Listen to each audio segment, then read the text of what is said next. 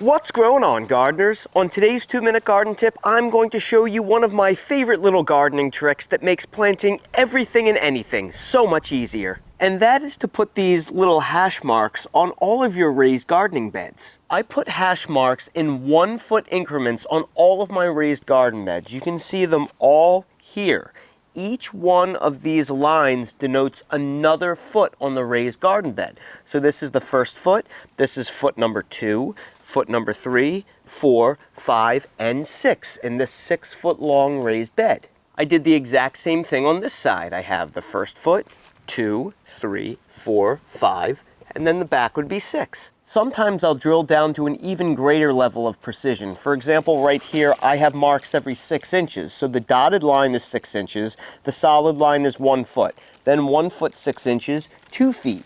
2 feet 6 inches, 3 feet, 3 foot 6 inches, and that helped me run these drip lines with extra precision. And this makes things so much easier when it comes time for planting, because not only can I pull a string line from line to line in order to make sure I get perfectly straight rows, or use something like a 4-foot piece of rebar and lay it down from point to point to make sure that my rows are straight, but most things like to grow in 1 square foot or in multiples of square feet. So for example, heads of kale or heading lettuce or cabbage or broccoli, cauliflower, all of those things can grow well in exactly 1 square foot. So since you have everything already denoted, you can just plop one in per square foot and it makes your life easier. You can also plant things like pepper plants every square foot. You can grow determinate tomatoes in 2 square feet, indeterminate tomatoes in 4 square feet. Having everything marked out makes it so much easier to both sow directly in straight rows and transplant. So if you were looking for an easy, no-cost winter gardening project that will dramatically increase the efficiency of your garden,